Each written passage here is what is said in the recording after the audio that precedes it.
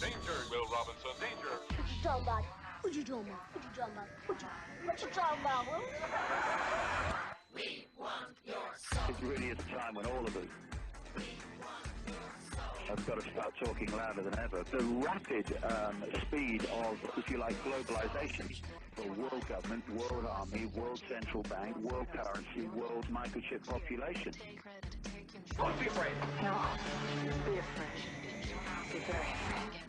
The important thing is to know where they want to take us. They have to destroy the dollar, destroy the pound, destroy the old order, while they've been building the new world order, this technological enslavement system. The FBI is taking on $1 billion project to gather fingerprints, palm patterns, even digital pictures of faces. Eventually, it could expand to include iris patterns, face shape patterns, scars, even information about how you walk and talk. It's called biometrics. We want your soul. You can't handle the truth. Time to Howl at the Wolves. It's Saturday night, December 13, 2025 or 2025. What did they say at the Bilderberg Group? As you like it. Keith Temple in studio. How are you? I'm great. Go Navy. A narrow win today for Navy. Adam Earth is out tonight. I think next Saturday night. Scotty Hare is out tonight. And let's hope for next Saturday night. We have co-host Dr. Brooks Agnew, brooksagnew.com. How are you? I'm good. In the studio, man. In the studio. Trying to figure out my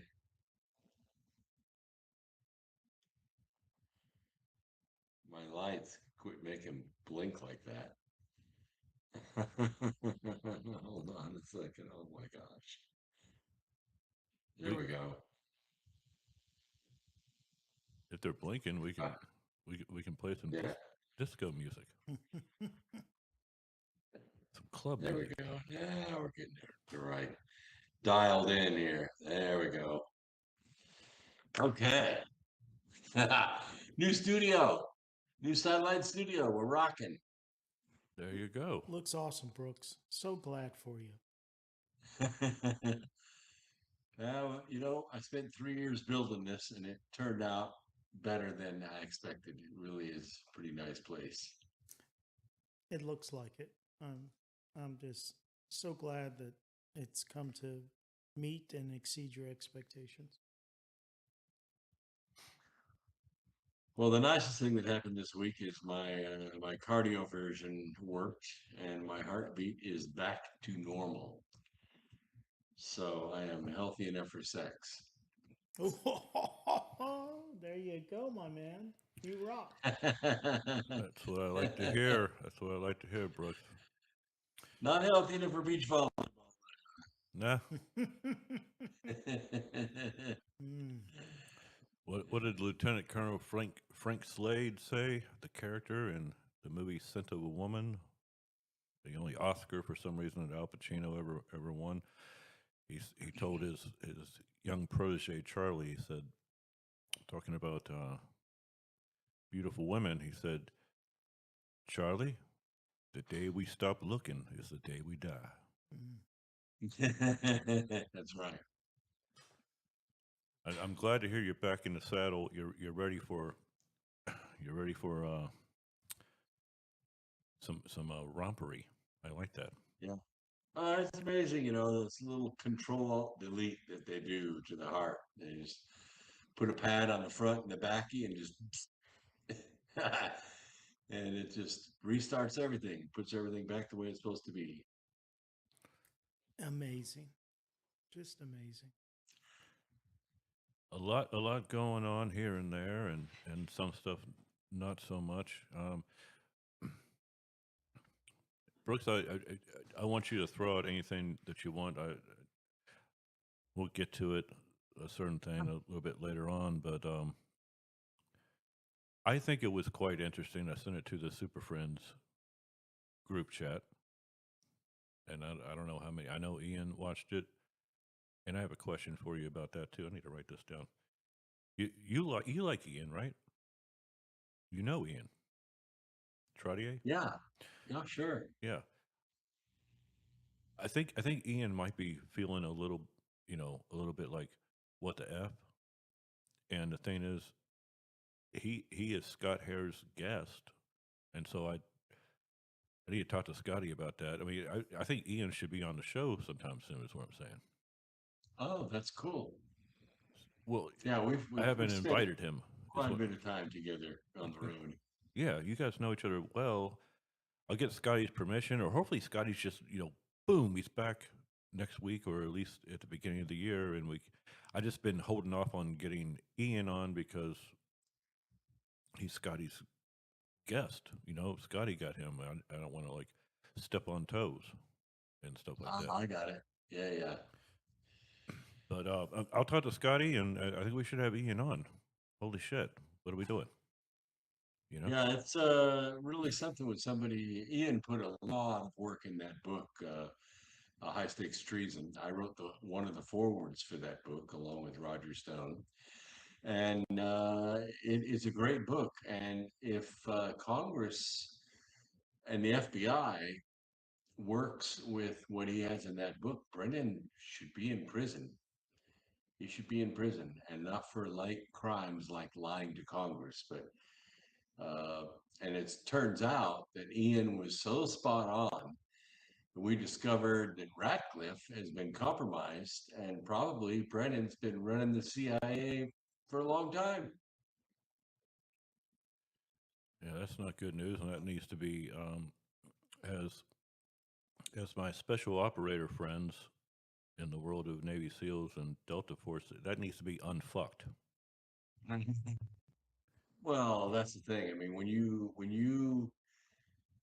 you get to that level in government, and some 20-year-old girl convinces you that you're all that, and wouldn't you like to go to the hotel with me, you're being honeypotted. You're being surveilled. When you get to that level of government, you should know that. Twice, not once, but twice, Radcliffe went to the hotel with different girls, and they got it on film. And what are you going to do? You're compromised. Exactly. That's the whole thing of that's the Bohemian Grove move right there. That's a John Brennan move right there. Mm-hmm. That's how Samantha Power got. We're in the mess that she's in. She basically bought that ambassadorship to the UN from Obama because she wanted to do what Nikki Haley tried to do. She wanted to get into the UN and make a lot of very expensive friends, not necessarily US friends. And she wanted to maybe pave a way for her to run for high-level political office like the president, although I don't think Samantha Power had it in her. But what ended up happening is she loved Russian boys and red wine, and she got in a lot of trouble. And she ended up going to a meeting. I believe it was Kislyak. Yes, it was Kislyak, who was an old-time Soviet diplomat, knew DC, been in DC for 45, 50 years. Unbelievable political career. She showed up to a meeting that he was in, and she was a little hungover and a little like in the same dress she was in the night before. Oh. And Kislyak called her out in the meeting because she's a redhead and got kind of irritated in the meeting. And he called her out. And she was so mad that she stormed out of this meeting before it was over, stormed out of the meeting.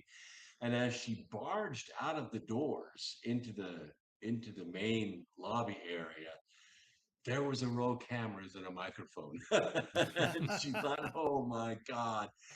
So she went up to the microphone and she basically tore Kislyak apart. Said he was a liar, and she was not looking good at all. So anyway, that night, well, that event compromised her so badly that John Brennan, sent her to the FISA court. Now, the FISA court has a room a desk that you can go to and you can request to unmask Americans in the surveillance tapes.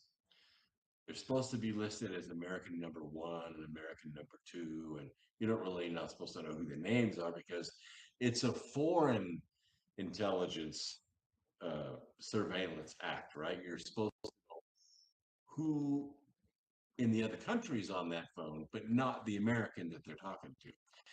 225 times Brennan sent her physically to that desk to unmask President Trump because they were surveilling him. And she had to go there and sign each time to unmask President Trump. You know she didn't want to do it, but Brennan owns her. And after the presidency, she started an NGO, I believe in Nigeria, and was receiving millions of dollars from USAID. Uh-huh. Wow. I wasn't interrupting you, Brennan. folks. I was just agreeing. Well, Brennan is a high-level spy. He's a murderer, he's a communist, he's a spy, he's a treasonist, and it's all in Ian Trottier's book. Yep, perfect. And folks, if you haven't heard, Ian's been on numerous times on the show. It's just been a little bit. We're going to get him on in the beginning of the year, and it's too cool for school that I didn't even know this until Brooks started coming on the show. You know, as a co-host, I didn't know that Ian and Brooks actually knew each other. But you know, the thing is, Well, we tried to keep it quiet because Yeah. it's rather disruptive when we get together. yeah, well, that certain combinations happen that way. But it's Well, we went up to Oregon and caused a lot of trouble. We started a movement called, well, we didn't start the movement, we lit it on fire, called the Greater Idaho Movement up in Baker City, Oregon. Ian put the meeting together and I was the keynote speaker, and we killed it, absolutely killed it. I believe it. And damn it, next time invite me. It was pretty short notice because I was actually in that area. I was driving from Mount Shasta back to Boise, Idaho. He said, Brooks, can you come up to Baker City, Oregon? I said, you know, I happen to be about 45 minutes from there right now. So I just turned the car and up we went. And it was a rainy Saturday, and he put together this rally in a rodeo barn, and we just about packed the place out. And there were a lot of very powerful Oregonians there, and it was a fantastic. Sounds like the good part of Oregon. The part that Yeah, wants to there. succeed. The long story short is there are 13 counties in Oregon that want to secede from Oregon and be annexed to Idaho. That's the long story. The long story made short. Yeah. It's very, very powerful. It's probably, I don't know how much money it's worth, hundreds of millions of dollars. Put it this way, Idaho will increase in size 26% with this annexation. Yeah, it gives another thing to My Own Private Idaho. Great film, by the way. If that would, you know, it is sad what's happening in that area, that territory. Oh my gosh. Well, the communists got a foothold in the early 50s up there. Yeah. And by 1959, Salem and Portland were totally run by communists, and they have been ever since. Yeah, the entire area, Oregon, and then Washington State. I mean, what a beautiful fucking city Seattle was.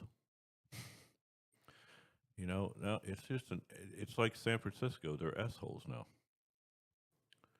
Well, and the bad part is that the refugees escaped. You know, the refugees, the Republicans, the MAGA Republicans, they escaped, and they went to Florida, they went to Tennessee, they went to here, North Carolina, which is great for them. but it totally screwed Washington Yeah. because now only lefties are there. And there's just no way that America can get the better end of the stick now because there just isn't anybody for America left in Washington. Yeah, and it upsets me. I mean, if you ever been to Pike's Market and seen Mount Rainier, I mean, it's just gorgeous, but it's fucked up now. Well, there are 4 volcanoes that are kind of along that Wasatch front. You got Mount Hood, you got Mount Adams, you got Mount Rainier, and Mount McKinley, is it? I believe it is. Anyway, those 4 mountains make up that range. And when you fly up there, you could see these 4 ancient volcanoes sitting there. And I think Mount St. Helens exploded and wiped out a bunch of area, and it's now regrowing. Not the volcano, but all the trees are regrowing. And it's interesting to go up there because you see 2 different levels of trees. You see the tall trees, and then you see the half tall trees that have been growing since Mount St. Helens blew up. Yeah, yeah.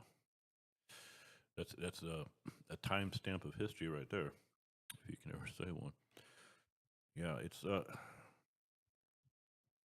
Brooks. Before I forget,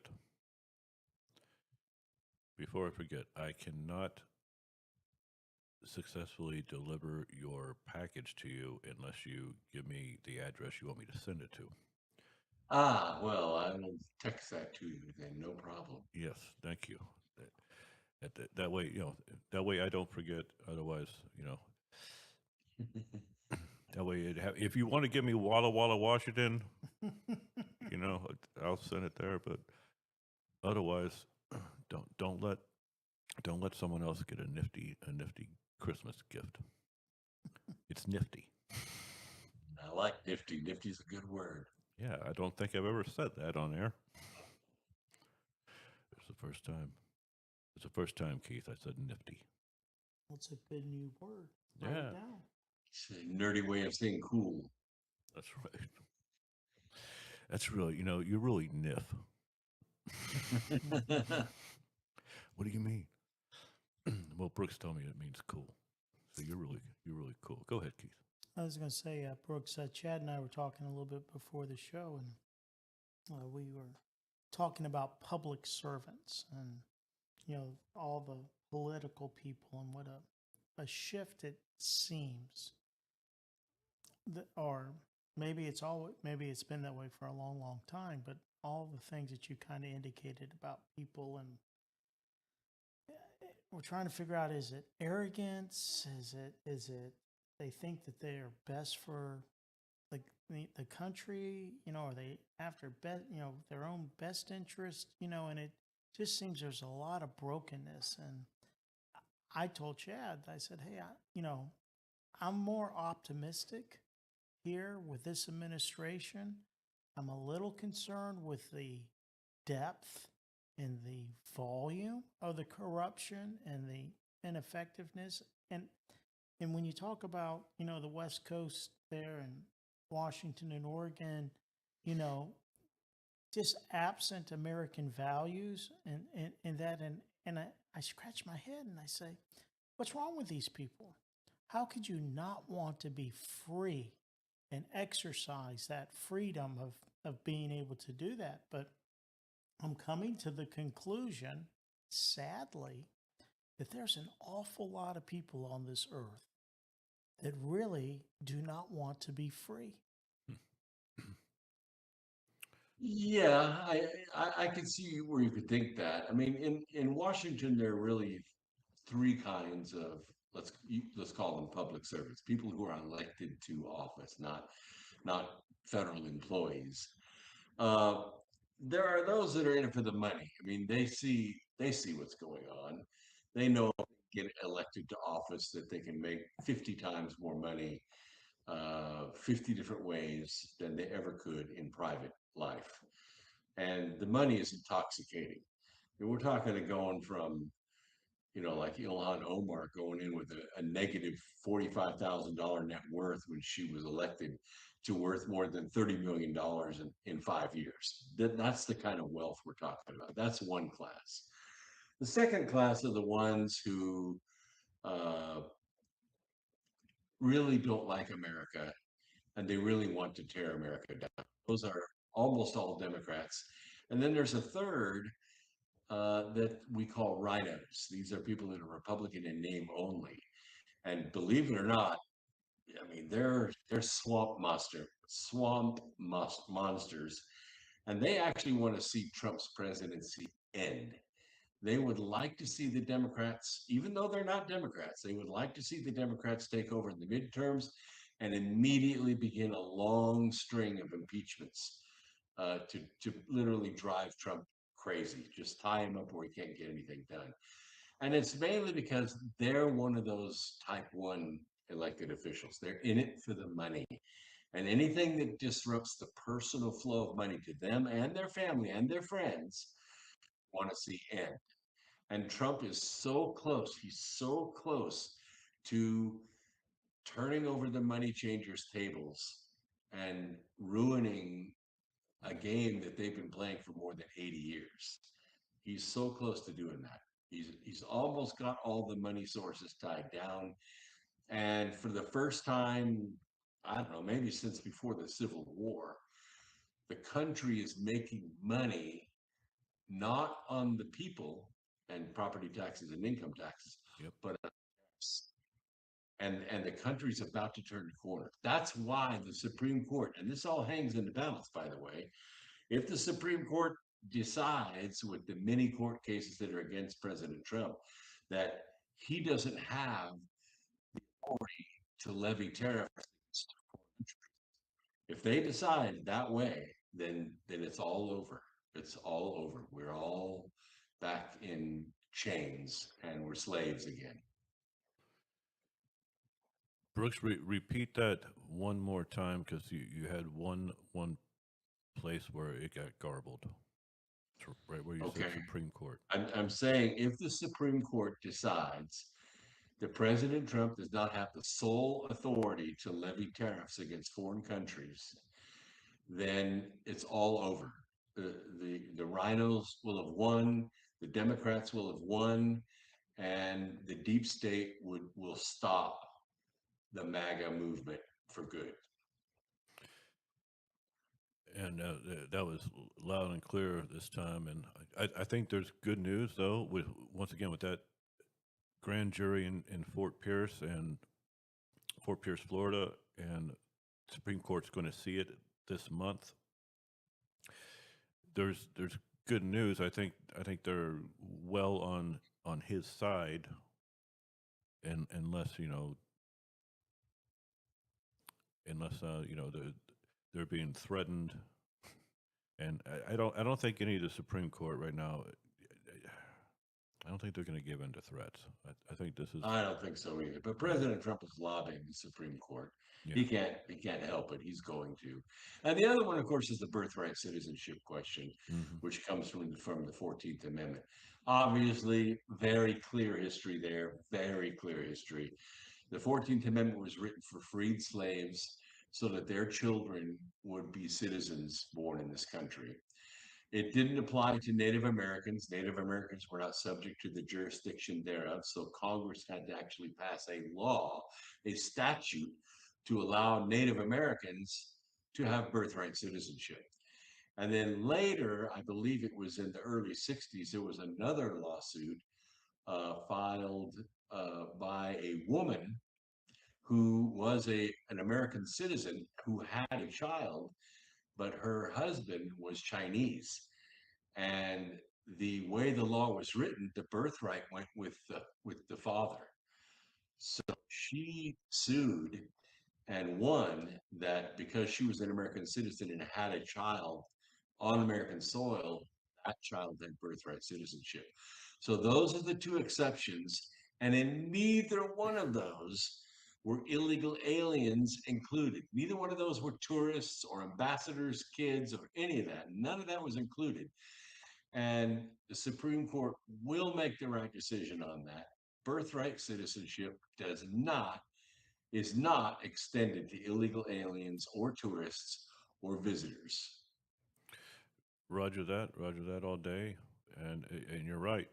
And to push back on what you said previously, there's the thing that happened in 1910 that went into effect in 1913. That creature from Jekyll Island. Big shout out to G. Edward Griffin. That thing in Jekyll Island is all about what he's trying to do to get this country back its own economic power. He's going after the IRS in an awesome way, and that includes the Fed. I mean, I think the tariffs are a big tool in that. The IRS, basically, allegedly funds the government by taxing the income of people because it's based on. I'm going to explain this really quickly. It's called the zero-sum basis. And basically, that means that all the labor that you put in, whether you're a doctor or a coal miner, you're of zero value. You have no skill, you have no worth, there's no cost to your existence. Everything you do, everything you produce is profit. And so therefore the government can tax it. And they're going to end that assumption. Yes. And once they do that, then income is not profit. Exactly. And Joe Bannister, the IRS agent who wore a gun and would knock on your door, for tax evasion and take you into cuffs. That guy, once he found out that there is no law in the tax code saying that individuals have to pay an apportioned income tax for their labor, he asked his own IRS to produce the law. There's no law in the tax code. He resigned, and then the IRS tried to put him in prison for tax evasion. But he had a jury. Yeah, well, it's in the documentary America: Freedom to Fascism. Aaron Russo's documentary. He's in there being interviewed, but he had a jury, Brooks, that asked to see the law, and they couldn't produce the one that requires us to pay taxes. Yeah, and so they were going to put Bannister away forever because one of their own spoke out against him and asked to see the law. That jury asked to see the law, and they could not produce the law, so they found him not guilty. And that's a very rare thing, very rare thing. I have a very good friend. I always say our elusive engineer, but Tom Donahue's been on the show many times in the past. Our elusive engineer is really the reason why we got on the radio in the first place back in 2009. He and Tom Donahue was Alex Jones before Alex Jones ever started radio. And he was on 150 stations throughout the country, right out of Atlanta, Neptune Beach, here in Jacksonville. And 150 stations back in the early 90s. And he was talking about the New World Order or the Global Syndicate. He was talking about the Federal Reserve, all this blah, blah, blah. Waco, Ruby Ridge. And, of course, the tax code. Our elusive engineer and Tom Donahue, they didn't get the jury that Joe Bannister got, and they both spent 8 years in prison for Wesley Snipes. Yeah, for tax evasion. But those are great people who were just trying to stand up, and for what's correct. So we have a president of a real president of the United States right now, who knows all this shit. Like I've been saying forever, and that's what he's doing, Brooks, and it's brilliant. It's brilliant, and I think a lot of people are going to be surprised because the way he operates is it's very calculated and very smooth. And Sade, if she was younger, I would definitely date her. President Trump is a smooth operator. Well, in just a couple of weeks, it's going to be Christmas. Yes. And a week after that, it's going to be 2026. And something amazing happens in 2026. The tax on tips, overtime, and Social Security goes away. Is that amazing? Waitresses are going to get to keep all their money. They don't have to pay taxes on those tips. Yeah, he's, like I said, he's a smooth operator. Well, and also It's amazing.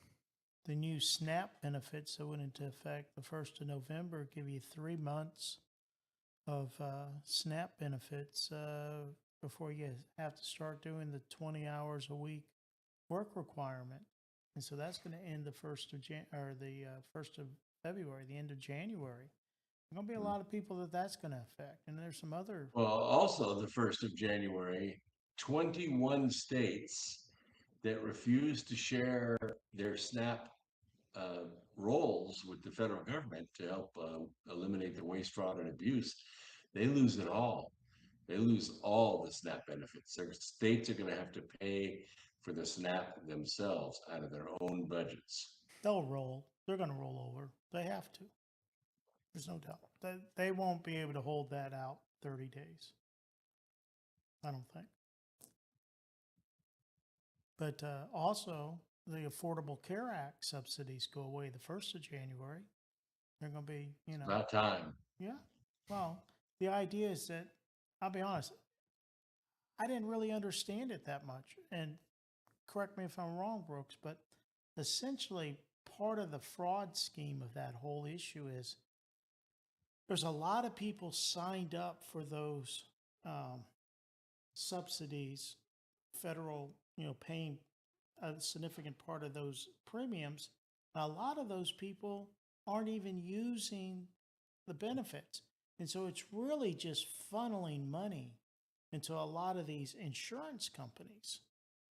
Well, it's actually higher than you think. It's over 90%. 90% of the people that get Obamacare don't use the whole benefit. Some of Obamacare has $10,000 deductibles. If people don't reach it, they don't have $10,000 in medical expenses. And the other thing is that it's not like Liberty Mutual where you only have insurance for the things that you want or things that you need. Everybody in Obamacare pays a premium for stuff they don't even need. Men are required to pay maternity insurance Well, Brooks, premiums. I'm pregnant. Men can Well, the thought process was if everybody pays in, then it'll be cheaper for the people who actually use maternity insurance. But it isn't. It isn't cheaper. By the way, when Scott gets back next year, I'm taking maternity leave. Well, and like you say, Brooks, is so a lot of people get signed up for Obamacare, and then the government pays the premium month in and month out, month in and month out, and the individuals can't meet the deductibles or the co-pays or whatever the issue is. And so the insurance companies are getting this, it's almost like, like Section 8 housing, but you got an empty apartment. It's almost like the landlords get it whether or not, there's a tenant in there or not. Now, that's not the way Section 8 works, but it's kind of like that, is that those insurance companies like the government to pay the premium, Oh yeah. and who cares about the services? As long as we get our premium. Well, and there are other things too that people don't understand about Obamacare. Let's say you hurt your knees when you were in high school playing football, and you struggled with it till you're 30 years old. And when you're 30, you decide to have the knee surgery and fix both your knees. So it costs $18,000, and Obamacare pays it, right? It's a loan. They don't realize that that guy that had the $18,000 in dual knee surgery, he has to pay that $18,000 back. And if he dies, his kids have to pay it back. Wow. How do they do that? Oh, yeah. It's a loan. It's not even insurance. It's a loan. So if Fine if the person's estate through probate doesn't have that money, you're saying that the kids even out of probate Yes. wow, I don't even see how The that's kids, the kids inherit that debt just like a timeshare. legal. Oh man. I told you we shouldn't have done that timeshare. Mm. Mm. Well, hopefully a lot of this is going to get corrected over the next 3 years or 7 Oh, years sure. or 11 years Yeah. with Vance. I mean, There are Oh yeah. there are a dozen very simple plans that would work. Two of them are so simple a sixth grader could figure it out. It has to do with medical savings accounts to X amount of dollars, and then catastrophic insurance that takes up the kind of travesty that would bankrupt you, which isn't very much. It's only about 3% of the country that falls in that category. But the Democrats want to block this because it's no good for the insurance companies. They don't get that flow of federal money coming in from the medical savings accounts and insurance policies.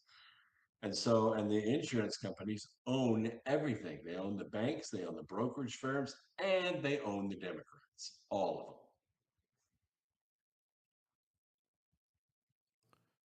well, I think the same thing is kind of what's going on here with what Trump's talking about starting newborn kids with $1,000.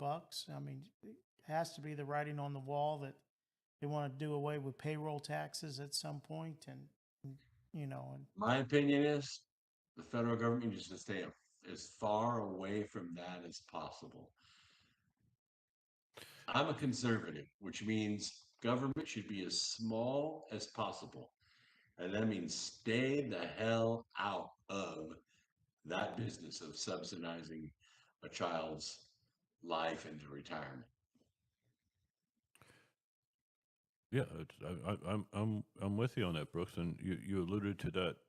You didn't allude to it. You spoke to it quite eloquently last Sabado Noche. You disagree with what as far as 47 given that extra dough back to the taxpayers even. Don't like that either. Yeah. They ought to get one check together and go to the Federal Reserve, go to the Fed and say, we're paying off the national debt. And by the way, we're only writing you a check for $10 trillion because the rest of it is all waste, fraud, and abuse. And you knew it, and I know it. So you're going to take a haircut and a discount and be happy with your $10 trillion, or we're going to sue you out of existence. Yeah. Yeah. I mean, that's another thing that I said, and you did allude to it this time, but this is a big push. Also, the IRS thing and that creature from Jekyll Island, that Federal Reserve shit. Which did you ever see that on the Jim Lehrer NewsHour back in like 2007? Remember Alan Greenspan, who spent 20 fucking years as the Fed chair? Okay. Alan Greenspan on the Jim Lehrer NewsHour in 2007. If I'm wrong, there's 2006. Blah, blah, blah. It's on YouTube. Burn me at the stake if I got the year wrong. Alan Greenspan straight up on that show said that the Federal Reserve is not part of the United States government and does Well, not yeah. answer. I mean, he said it. All of us crazy, kooky, batshit conspiracy theorists have been saying that for years upon years, way before I was a batshit, crazy, kooky conspiracy theorist.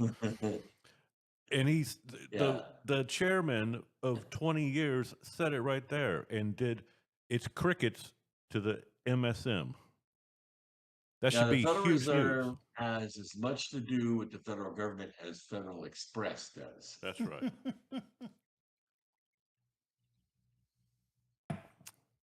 Nothing to do with it's its own entity, and it was created by, well, the people that we would call the globalists, the people that we would call the global syndicate, and their whole old world order, Brooks. Yeah, very old world order. That's another deception people talk about. The New World Order. It's not new. Oh no, it's been around for a long, thousands of years, thousands, 5,000 years. It's a very old world order. Yep, tradition, and a tradition of evil. Well, Brooks, you had Goes back to the indicated, days of Noah. yeah, you have indicated or stated, Brooks, that these two Supreme Court issues, the birthright citizen and the tariff issues, Tariffs. are huge. Mhm. Are huge with the Supreme Court. We also got an election in 2006 at the November 2016. 26. 26. I mean, yeah. And, Let's go back to 2006. no, let's don't. 2026. And, obviously, like you say, is that if the Republicans control, and I'm hoping they add a little bit of their margin, for a variety of different reasons. But like you say, the idea would be is that if they didn't, is to do exactly what they did in 2016 and just try to bog everything down with a bunch of bogus impeachment hearings and those types of things to 2018. Yeah, and see, the thing about the midterm elections is the president's not on the ballot. And that's why the party that's out of power always seems to make inroads. And I guess tradition is that they sort of counterbalance the power of the president. So the president gets 2 years, like Obama did. He had the Senate and Congress's first 2 years, and he did whatever the hell he wanted to do. And then the Republicans took over and stopped Obama from doing a lot of his agenda, but that didn't stop him from really hurting the country. So the 26th election is going to be different because Trump is going to campaign like it's 2024. Damn straight.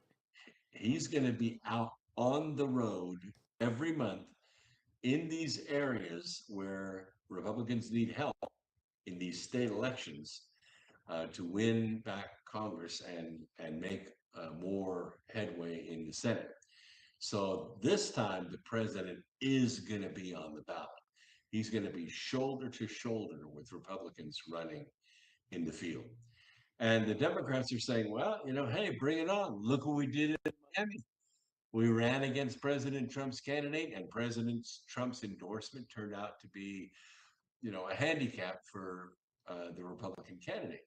Well, not particularly true, because Miami had not had a Republican mayor in over 50 years. 50 years. And I have a lot of friends. I have Puerto Rican friends. I have Cuban friends in Miami. And they hate communists. They ran from communism. And they both told me very recently, there's no effing way that this woman won that election. This communist won that election. No way. That city is so red, it casts a red shade all over the state of Florida. Oh yeah. All those refugees that left California and left Oregon and left Washington, they're in Florida. Florida's redder now than it's ever been. And there's no way this commie won in Miami. But she did. 59% of the vote, and there were 13 candidates in that race. 13 freaking candidates. Wow. And she won 59% of the vote. 59. Bullshit. Yeah. There's I've talked about it not a lot on this show, Brooks, because it wouldn't be a huge show topic to talk about on the show. But prior to the 2024 election, I watch a lot of different stuff on YouTube, and there's this dude, Alfred Montaner, and he's a Cuban dude, but he's American citizen, but he does a YouTube channel called The Chit Show, CHIT show, The Chit Show, and he films at the Black Point Marina boat ramp. And he films shit shows that go on with people trying to, undock their boats and dock their boats coming back from the marina. And, he's got a nice little gig going. And it's fun. He makes it fun, and you see some hellacious shit, some weird ass shit with people. There was one guy, real quick. Drunk sailors. Yeah. There was one guy, I had to send it to Dick Johnson and my brother because they both own boats. There was this one guy that he filmed him. It was like on a Tuesday where there was hardly anybody there, and this dude came out, I guess, to practice how to back his boat into the water. Dude could not get it done. It was 40 minutes of him backing up and trying over and over again. Some guy even came over to try and give him, and he was like, no, I want to do it myself. I want to learn how to do it myself. He tried for 40 minutes and finally gave the fuck up and left. It was hilarious. But the point is, when you're watching that show, and this is prior to the election, there's a lot of Cuban Americans, obviously, this is in Miami. This is in Miami, and Alfred is speaking Spanish and English back and forth with the boaters coming in and out, and they all had American flags and Trump flags. Yeah, oh yeah. Last time I mentioned the Chit Show on this show, I was telling Scotty, I was like, dude, for the first time, I guarantee you, Miami-Dade's going red.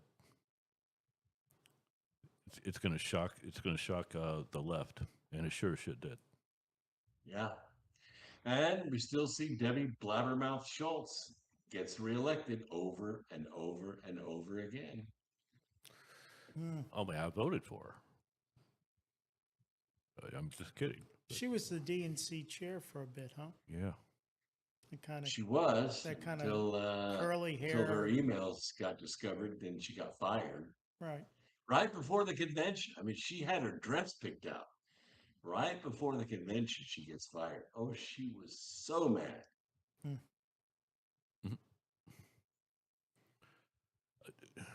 Debbie Wasserman Schultz. I mean, she was a household name back in 2010 type stuff. Seems like. Well, that was when Mayor Bowser's wife. Mayor Bowser is a female, by the way, who has decided not to run for re-election of mayor of D.C. because she hates the job. Because President Trump has managed to bring the crime rate down, which has just thoroughly pissed her off. But her wife is Donna Brazile, and that is who became the DNC chair. Go CNN.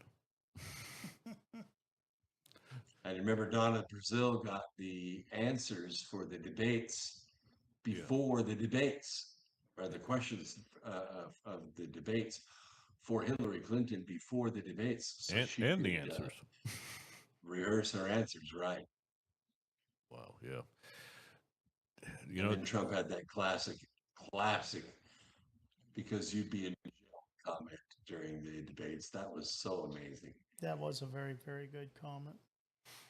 The And, place exploded, absolutely exploded when he said uh, let's hold out hope. Maybe that could still happen.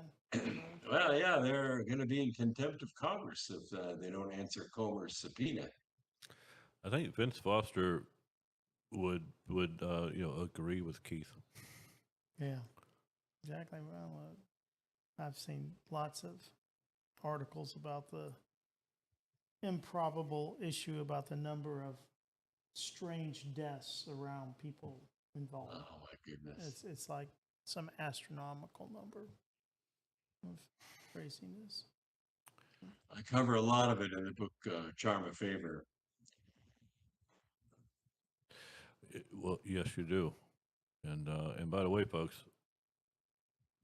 if you have not checked out brooksavenue.com, he has many bestsellers there, and Charm of Favor is one of his many great books, and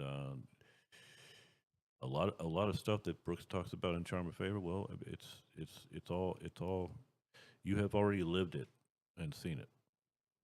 That's the brilliance of the most interesting man in the world. Well, I took real life events and I put my fictional characters into those events and then carried the reader through those events so you can smell the smoke and feel the tension that they felt while it was going on. Yeah. Brooks, Keith brings up the midterms, right? And I'm glad you brought it up, Keith, because I wanted to broach this subject as well, but you beat me to it, Mister Okay, Lieutenant Temple. gotcha. But I'm glad you brought it up. There's this weird ass thing going on right now. And maybe it's not weird, actually. It makes sense the more I think about it. With the MSM, but also with certain people that shouldn't be getting entangled in this about the midterms.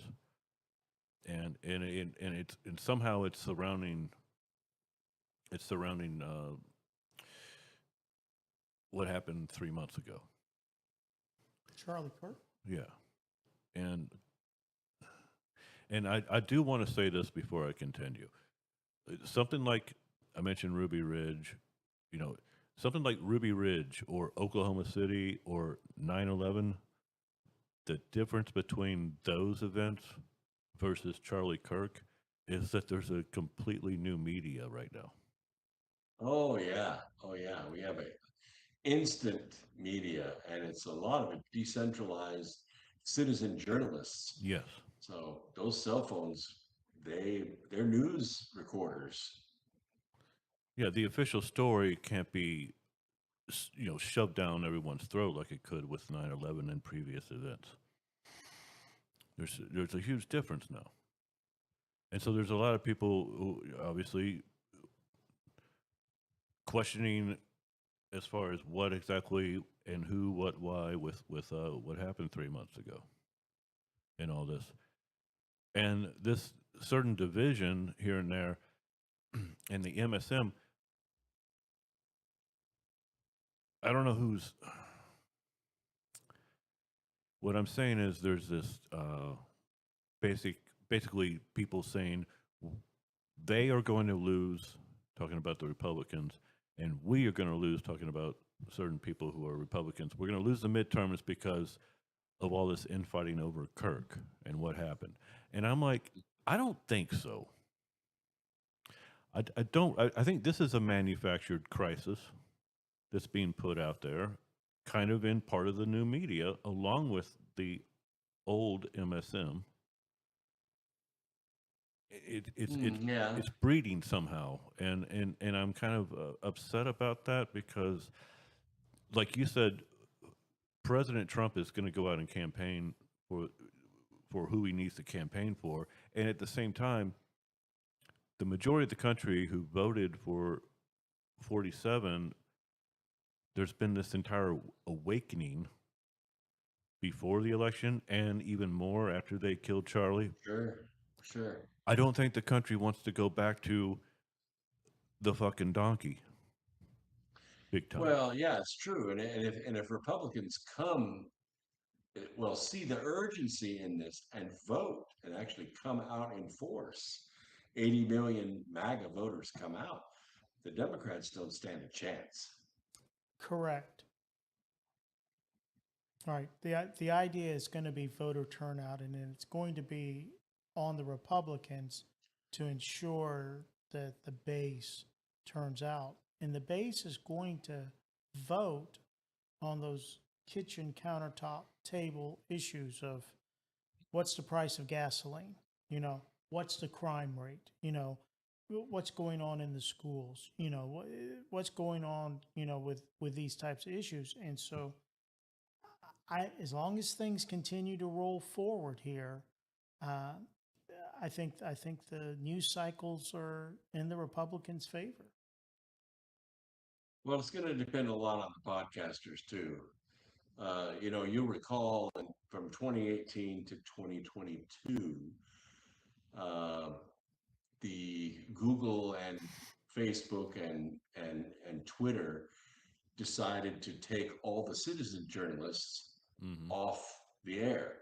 Like America Free Radio and Red Pill 78, and they're all taken off the air. So people lost that perspective. They lost that. And then it was years. I mean, just like recently, just a few months ago, I got my YouTube channel back. And I used to have 250,000 followers, and any given Sunday that I was on, I had over 5,000 people live, which is a major, major influencer on the internet. We disappeared. They just deleted everything. And over 2.5 million links broke the day they did that. 2.5 million links takes a long time to build up, a long time. Well, I never got it back.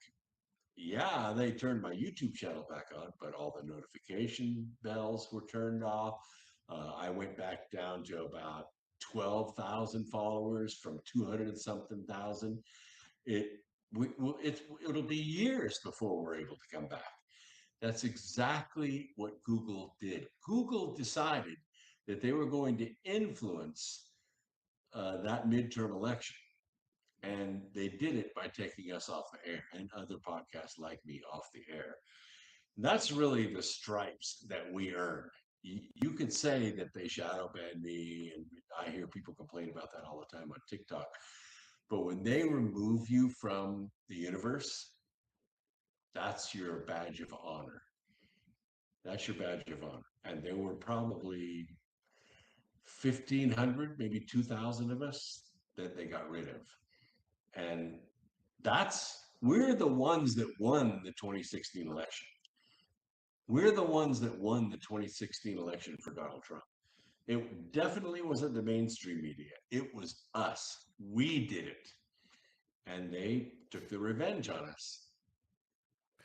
Oh yeah, that's totally well said. It was done. It was done swiftly. But you're right. And then at the same time, it just comes back to bite them. Yeah, but look at the cost. My God. Sure. Yeah. 2018, we were expecting a wave, and it didn't happen. Pelosi and her criminal organization took over Congress and ripped this country apart. They literally put us into civil war status from 2018, and then they stole the 2020 election. And then hell, we couldn't do anything about it. We were not on the air. There was nothing we could do. Brooks, Scotty is not. He might be listening. I don't know, but I have to give him props, which has been said on the show before. We were all absolutely, after the election was stolen, we were all we were having a party and celebrating. Just kidding. We were all very upset, obviously, and when we came back on air, I remember we took the following Saturday night off. Everyone was pretty dejected and and stuff like that. But when we came back on, Scott said something, and he said there's a silver lining in this, and it's going to wake a hell of a lot of people up. And he was Oh, it did. It yeah, absolutely did. it was so obvious that you and me and other people of our ilk, Alex Jones, blah blah blah, on and on. They realized, wait a minute. It was so obvious that it was stolen. If you're a sentient being that's being honest with yourself, it was so obvious that it was stolen. People started looking at other shit that they thought were conspiracy. Sure. It woke the country up, and that's the silver lining that Scott Hare, as I take my earbuds off, that Scott Hare was talking about, and he was completely correct. It woke so many people up. Well, I mean, but it didn't surprise a lot of us. Easter Sunday of 2020, which is what, 8 months before the election, Easter Sunday, I outlined precisely what would happen because it was, I think, 2 weeks before that, I discovered about Common Cause. Common Cause is a nonprofit, very, very powerful, very, very well funded. And they had I just found this out the 2 weeks before Easter Sunday because I was out there.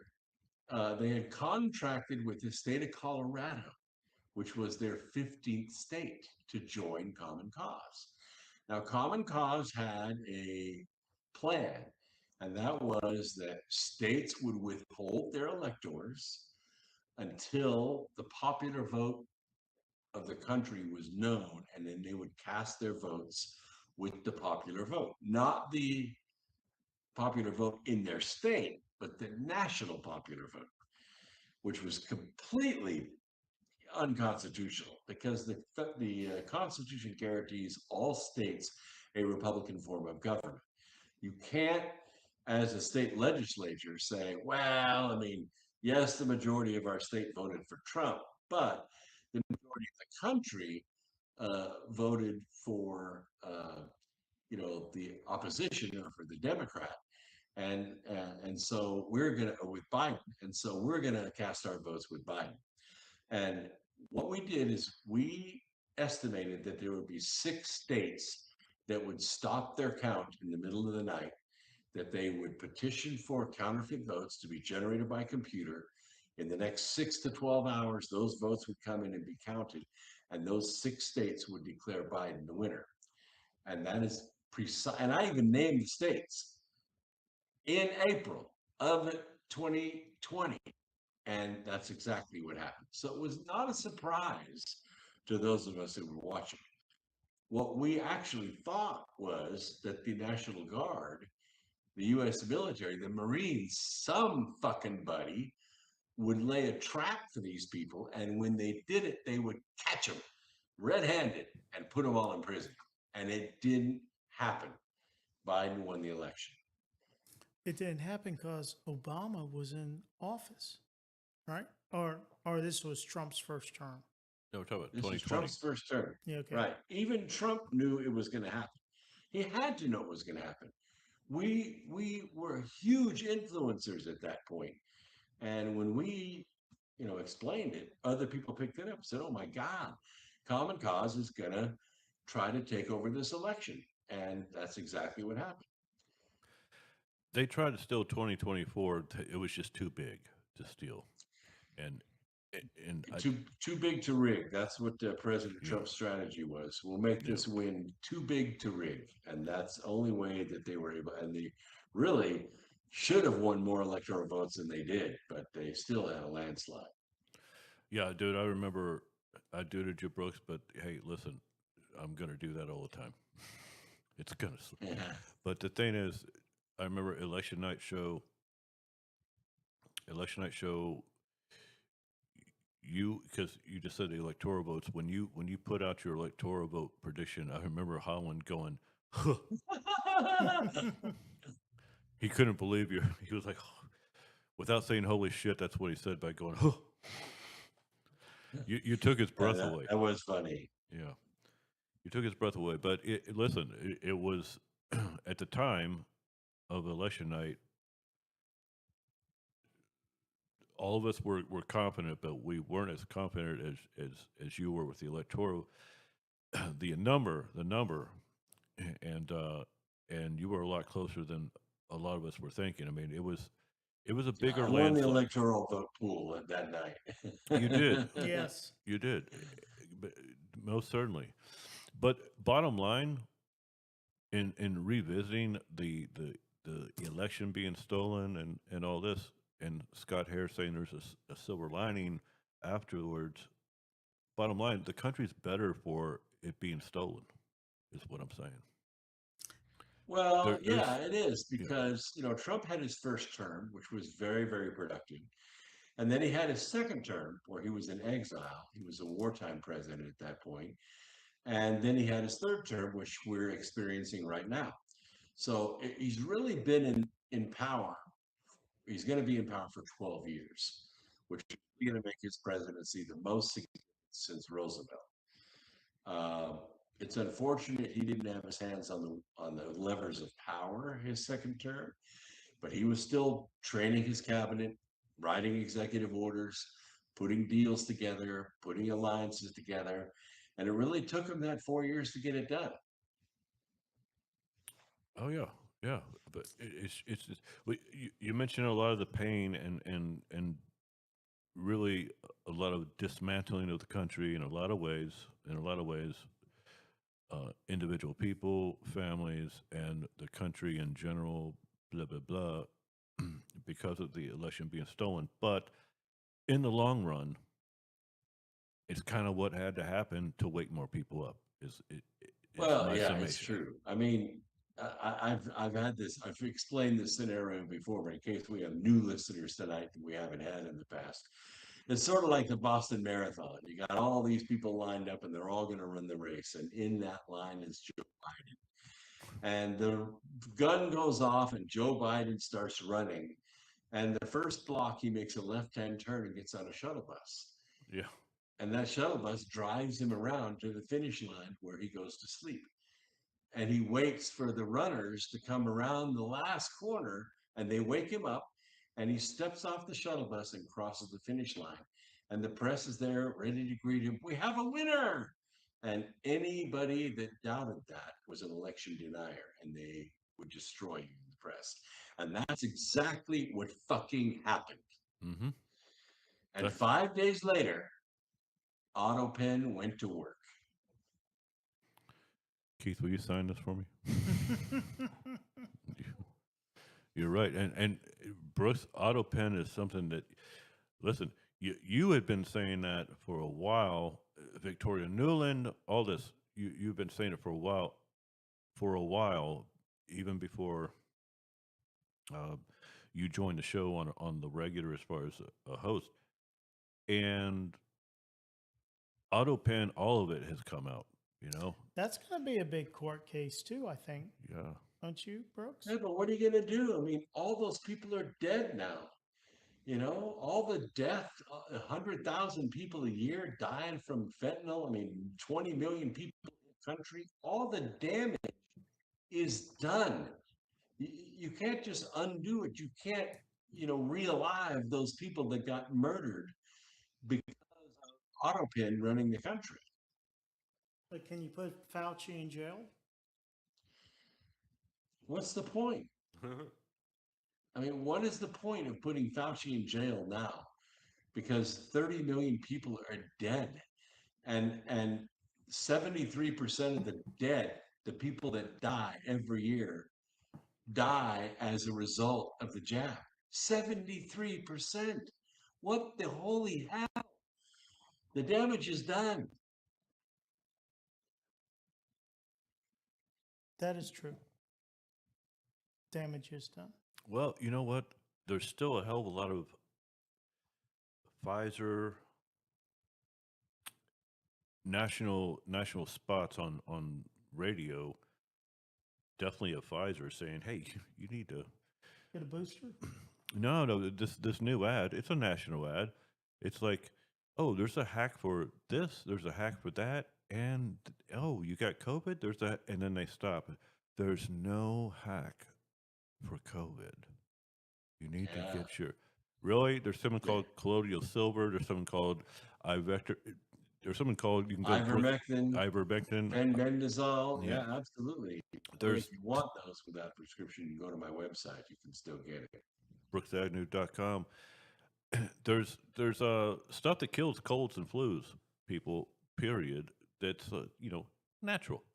And but what I'm saying is, as far as the Fauci thing and the COVID thing, it's still very much alive in the pharmaceutical industry with their ads because they're still pimping and pumping people to to go get their COVID shots and their stupid flu shots and all this. I mean, it doesn't end.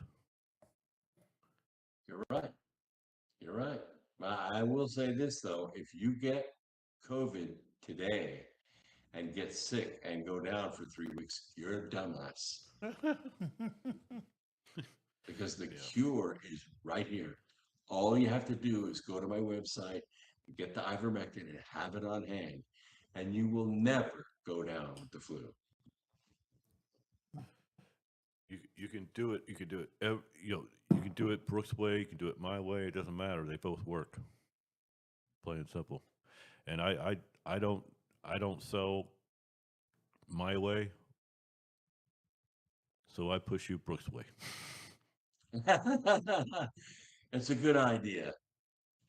Yeah, but they have, all work. I think we did an audit.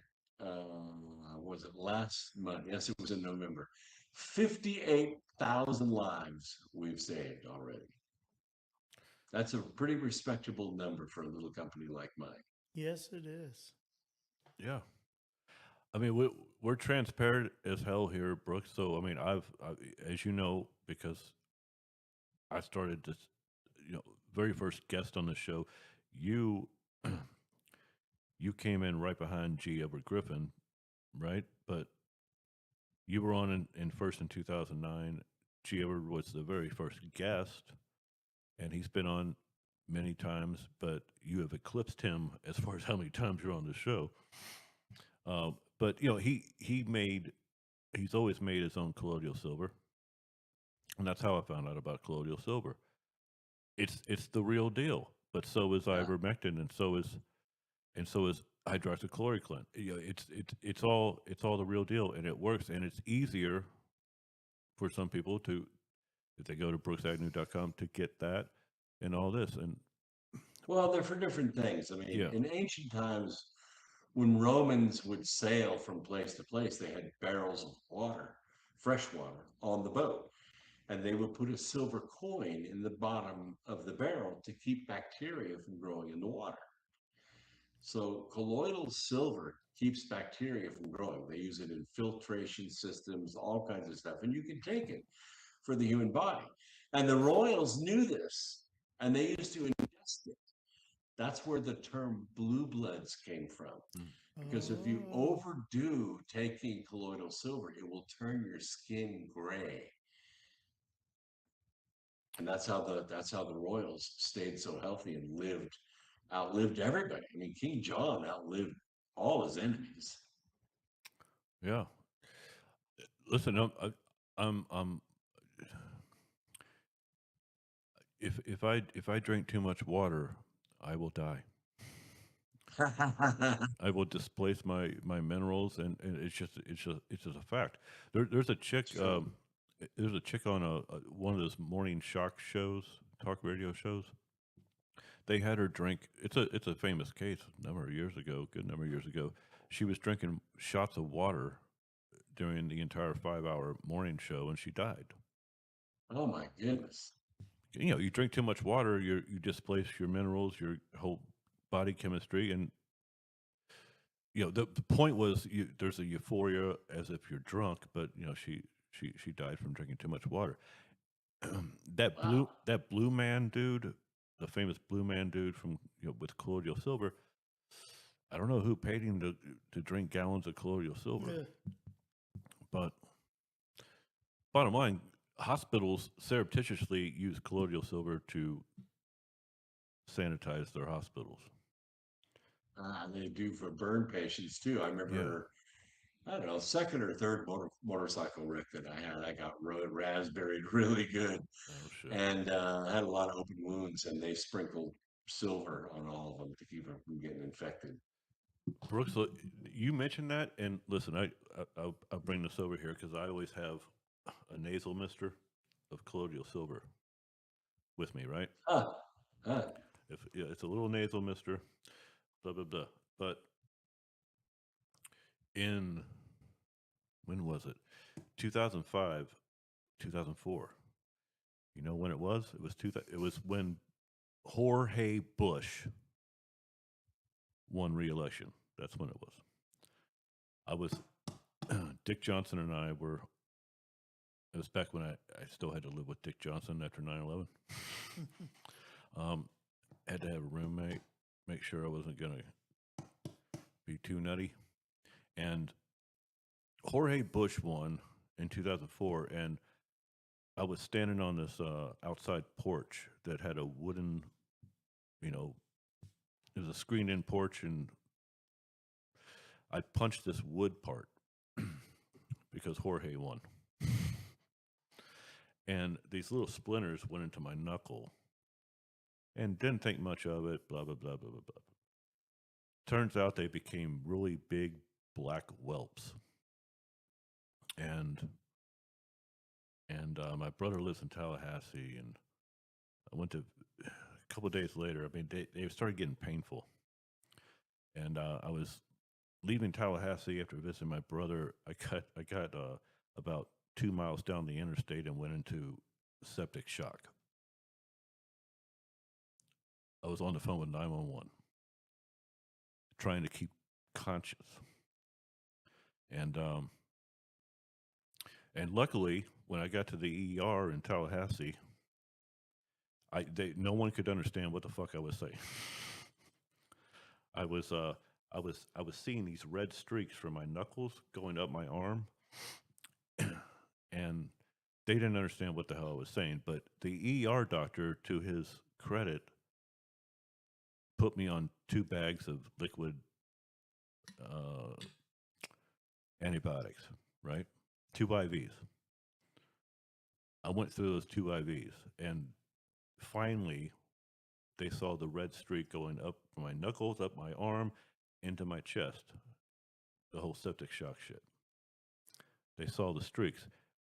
I was just mumbling to them, but I knew exactly what I was saying in my head.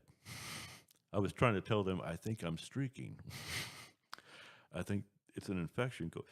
So anyway, long story short, ever since then, if I cut myself, I keep this on me at all times. I clean any cut immediately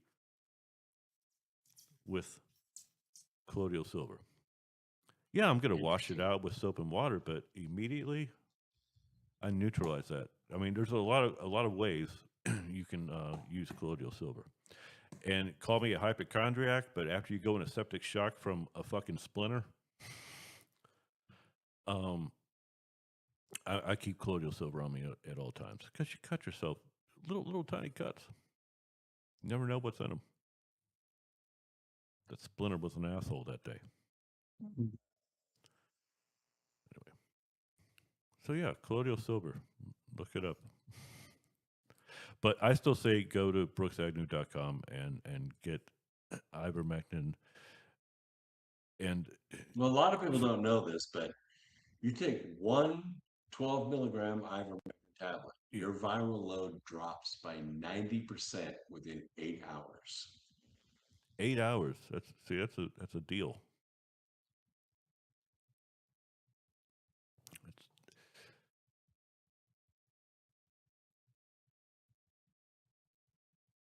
You still there, Brooks? Yeah, I'm here. Okay. Yeah, it's like I said, that is a big deal, and a big difference as far as your viral load. Well, I'll tell you, since 2021, November of 21. That's when I started my investigations into ivermectin. Because I got COVID in 2019, and it almost killed me because I had pneumonia, and it was awful. I mean, just fighting it off. It marched down my lungs with 2 muddy boots and just didn't want to leave. After I discovered ivermectin, I have not had a cold since. I get sniffles, get a little sore throat, get something I feel is going to start coming on as a cold. I take the ivermectin right away, and the next day it's gone. I'm back to 100%. And everybody I speak to does the same thing. I have friends who are basically hypochondriacs.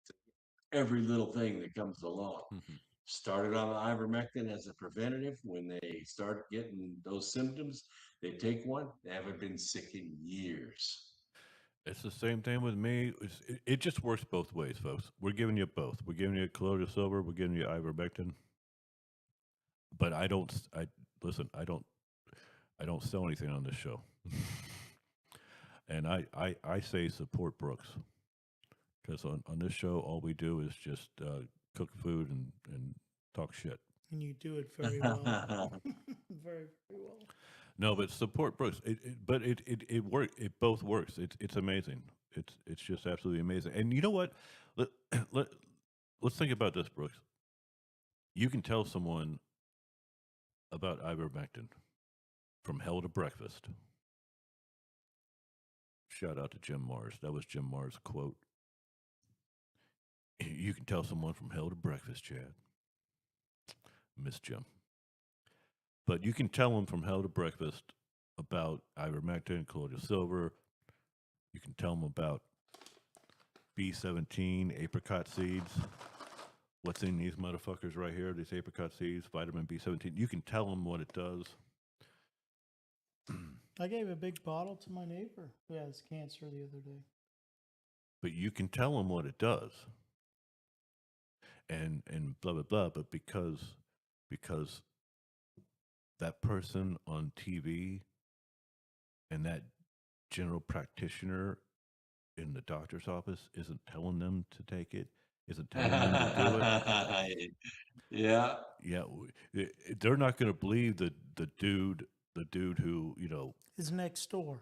Yeah, or the dude that's on a podcast, or the dude he used to play beach volleyball. Shut up. It's Well, it's funny. I have probably 3/4 of my client base doesn't even know I have a podcast. All they know is a friend told them that I'm a reliable source for getting ivermectin. It's all word of mouth. I don't advertise at all. I can't. I really can't. I don't want to draw any attention to myself. Just on programs like this, I'll talk about it, but I don't run ads. I don't put anything out on Facebook or Twitter or anything like that. It's all word of mouth. And yeah, I could be a lot bigger and make a lot more money if I advertised, but they probably would catch up with me and stop me.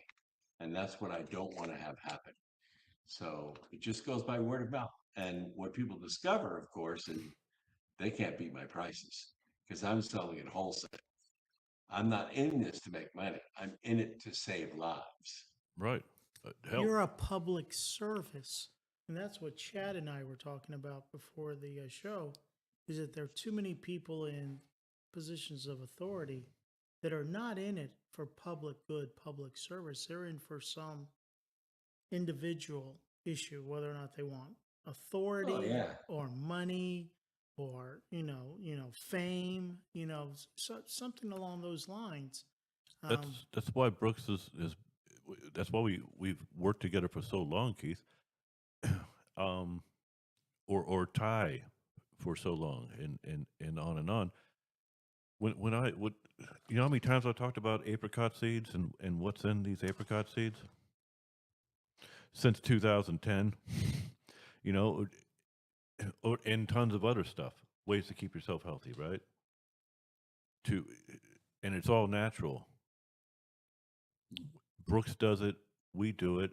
Because it's not about making a profit. It's about helping people. Public service. If they want to do their own research and say, hey, you know what? that shit actually works. Yeah, yeah, it does. Yeah, and instead of just, the Google machine tells you, no, it doesn't work. Well, Well, I mean, the Google gosh, look at machine all is the stuff lying to you. we've tried. We've tried that L-carnitine. We tried, I mean, every kind of additive and supplement that comes along and, promises to help you lose weight or grow hair or whatever. We tried them all. They don't work. That's why we don't sell them. Yeah, well, exactly. But we're trying. Bottom line, we know stuff, Brooks, and we don't know. I like that.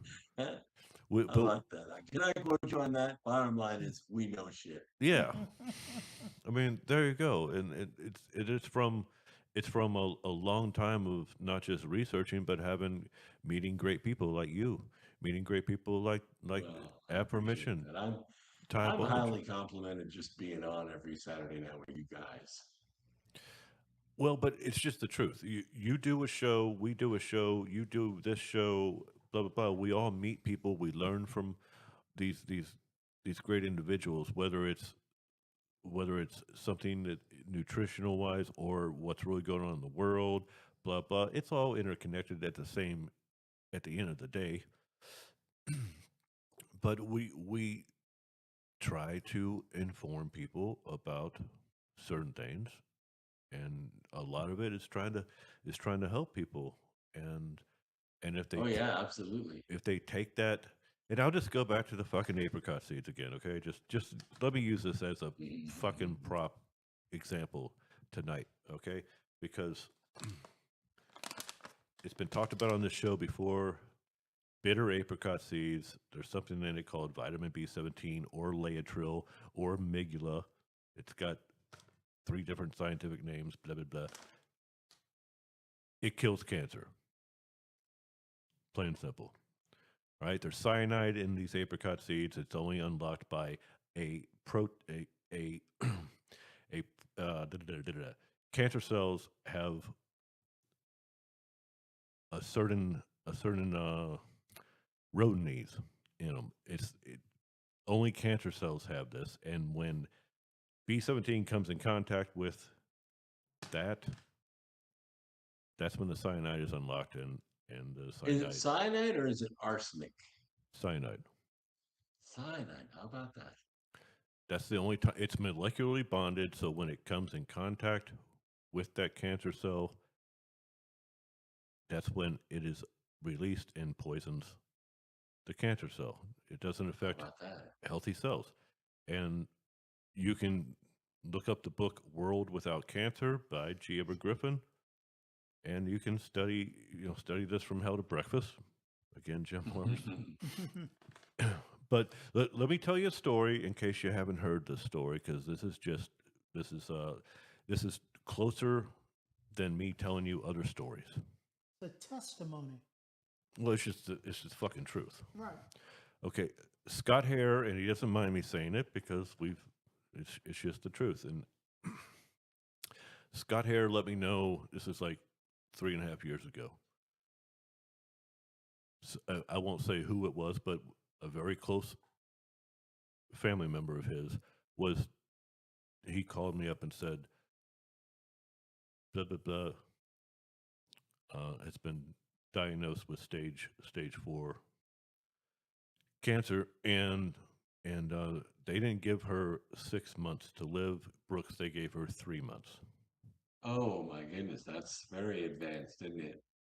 It was in her spinal column, in her spinal fluid. Wow.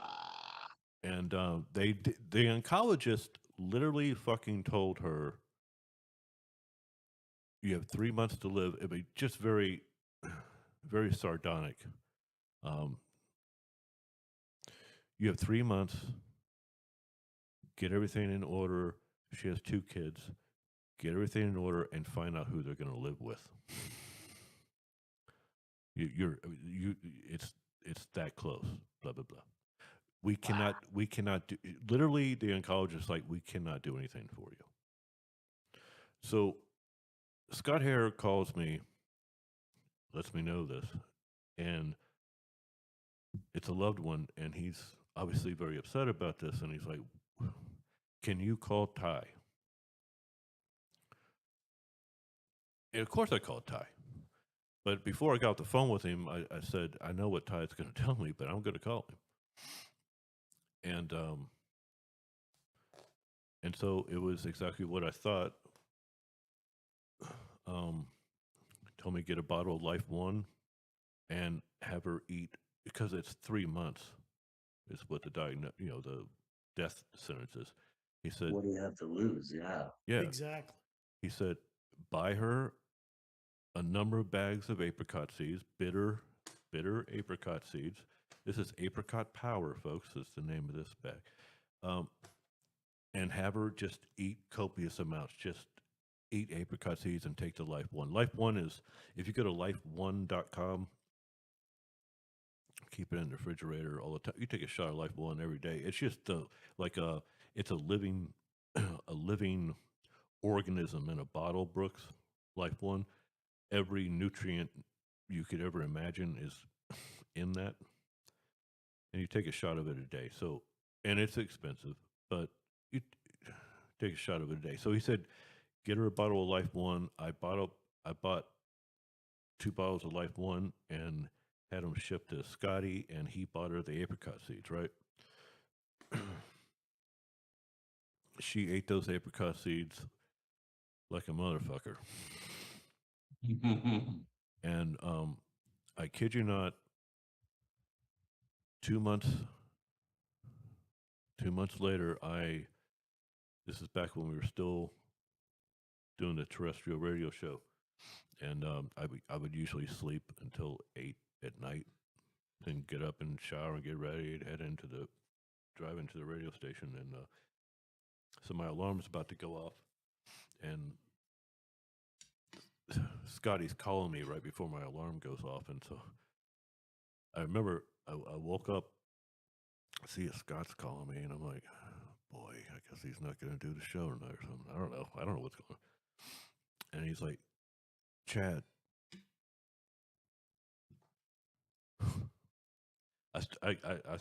this is still, because it's close. It hits close, right? It's like, Chad, blah blah blah. Got her test results today. She's cancer free. Right on. And do you know what the oncologist said to her when? No. What did he say? You're not going to like this, Brooks, and it pissed me off. It still pisses me off because this physician should have had a different reaction. He actually yelled at her and said, "This is not supposed to happen." You're up. Instead of You're fired. asking her, "What the fuck did you do?" his response was, "This is not supposed to happen." That's a problem. I told you were going to die in 3 months. Yeah. Yeah. Look what you've done to my reputation. And that's any story I would tell you on the show is true, but that is as close as you can come to having a testament, as you said, Keith, of apricot seeds. I eat 3 of these every day. Except Saturdays, you sometimes eat 6. Oh yeah, I did on a show a number of weeks ago because it has cyanide. It's going to kill me, right? Yeah. Let me eat some apricot seeds. Well, I'm going to switch the issue here is in the last week or so. And they cost $14. $14 a bag of apricot seeds, folks. A lot cheaper than quinoa. Wow. Holy shit.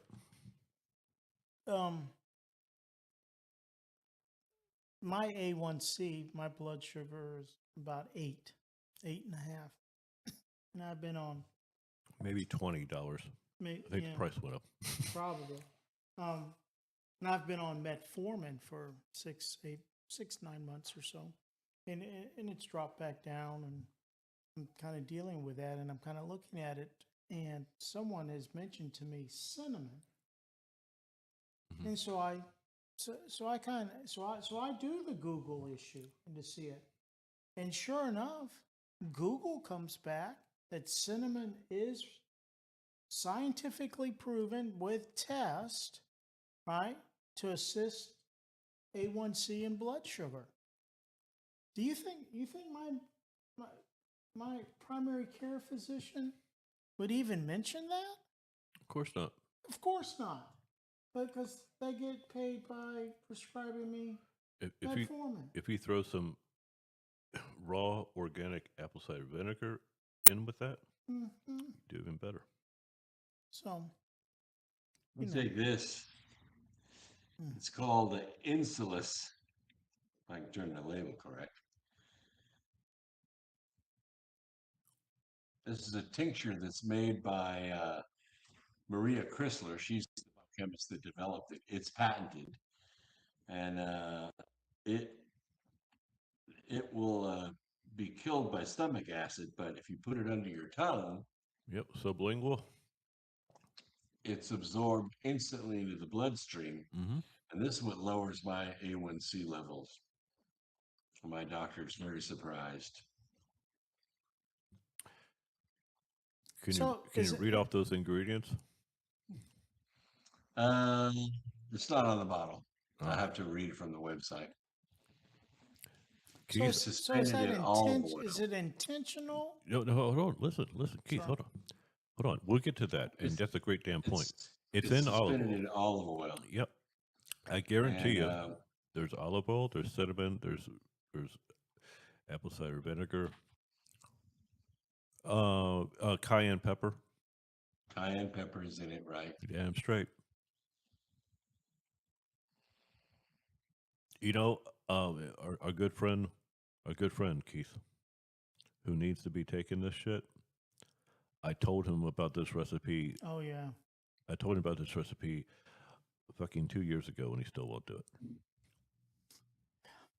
It goes back to Well, I have people that won't do the ivermectin. I mean, they've been indoctrinated by I don't know who, but they're like, oh, I mean, they're mentally handicapped or something. I say, well, you know, 58,000 customers cannot be wrong. Keith. Would you agree with me? And I put the pen down because I have a bad habit of doing this to you. Gets to be warm in the summer. I'm going to have a tattoo on this arm. I have to set my pen down. Oh, we'll switch seats because I'm left-handed, so we'll switch seats. And I'm left-handed too. oh, you are, but see, you But don't. that works. You But don't I take. don't poke you with a pen. Yeah. I'm too busy eating your chicken. So go ahead. I'll ask you this, and I'll ask Brooks, and I've said it before, and Brooks brings this up. People who won't take ivermectin, for example, with the evidence. I think, or straight in your face, the 2020 election was stolen, or straight in your face, if you really research 9/11, how the fuck is the official story correct? I think certain people who you cannot wake up are just fucking wired differently. Yeah, they are. Damn it, thank you for agreeing with me. And that's what I kind of said about being an American, whether or not we're wired differently. I've come to the conclusion that there are people that do not want, I don't know, the accountability, responsibility. They would rather have someone else to follow. They're a sheep and desire to be a sheep, regardless of where the shepherd takes them. Comes back around to the beginning of the show. Damn straight. No, I'm giving you compliments. Right. Huh. Yeah, I usually get arguments or weird looks of what the fuck, whatever that looks like. When I say people are wired differently, I think that's just what it is. You can some people you just cannot wake up. You know, the TV doesn't tell. The TV didn't tell me this, Chad. So you're wrong. You know,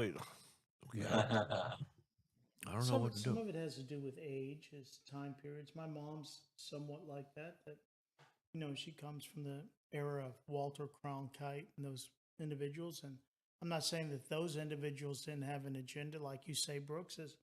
This old world order is thousands of years old, but it surely wasn't as prevalent as, gosh, the mainstream media is now.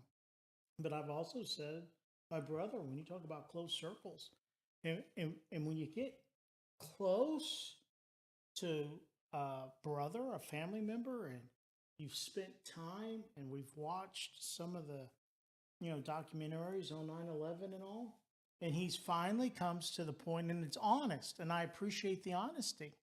And he goes, Brother Keith, he goes, I guess you're right. Maybe the government has a good reason to lie to us. Oh shit! And Oh I'm like, yeah, they have a good reason. right. And I'm like, It's for our own good. right. And we're wired differently. I mean, that doesn't float in for me. I'm sorry. I'm wired as, tell me the truth. And the fucking truth. I can handle the truth. And the whole fucking truth. And the whole truth. And let's move forward off of the truth. Not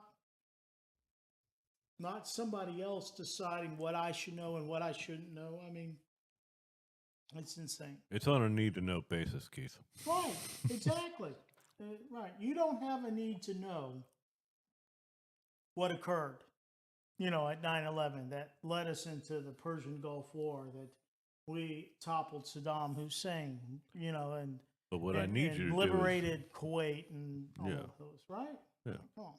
Keith, you have no need to know right now, but you do need to let me jab you in the arm with this little thing. And right take 25% of your earnings to give to some corrupt people someplace else cheating the system. Shabbat. I mean, that Damn Brooks, I'm going to tell you, man, this whole corruption thing, it really does kind of bother me a lot.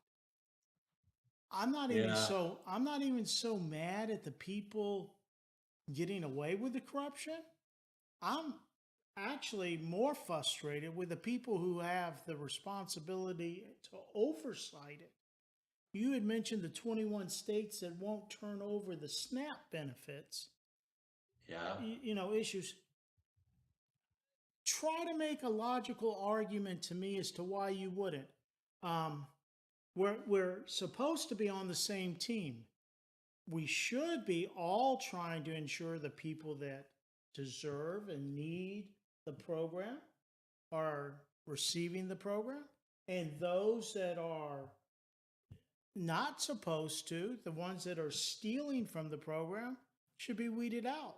But obviously we're not on the same 21 states, unless there's some other argument, are not on that issue of we want to clean up the rules. Well, the argument that they make is, look, we pay these people good money to vote for us.